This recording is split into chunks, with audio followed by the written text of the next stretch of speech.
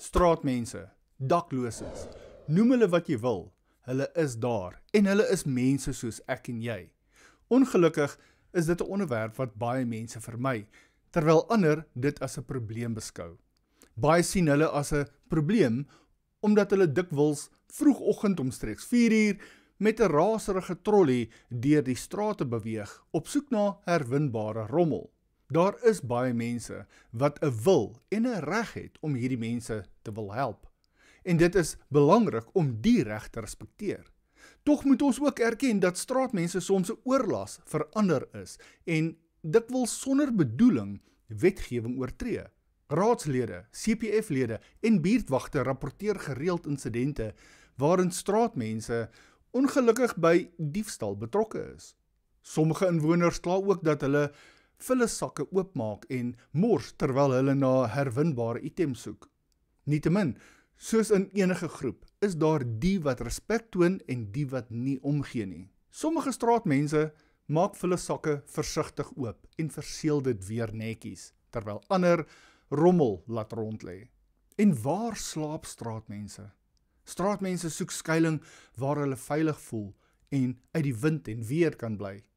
Dit lei daartoe dat hulle dikwels in openbare ruimte slaap, iets wat volgens die munisipale verordeninge, die bylaws, onwettig is. Dit is ook een van die redes waarom sommige inwoners probleme ondervind. Die gebiede waar hulle skuil kan dikwels vuil en ontwrigtend raak. Elke aand rig hulle 'n tydelike skuilings op sypaadjies, soms oorkant residensiële huise waar hulle dikwels vuur maak vir 'n bietjie hitte en die rook die hele area vul. In die Matlosane munisipale distrik, dis Klerksdorp en gebied, verbied die verordeninge oor openbare geriewe rondlopergedrag. Die mooi Engelse woord daarvoor is loitering. Dit sluit in die gereelde slaap in openbare plekke. Spesifiek bepaal in artikel 11 dat geen persoon sonder 'n vaste woonplek of wat gereeld in 'n openbare plek slaap in 'n openbare gerief mag rondhang nie. Dit impliseer dan ook dat die slaap in openbare ruimtes as 'n vorm van rondloper of loitering gedrag beskou word en dus verbied is. Maar wat kan gedoen word? Indien iemand 'n werkbare oplossing vir hierdie probleem het, word hulle aangemoedig om die munisipaliteit of openbare veiligheid te kontak met jou oplossing.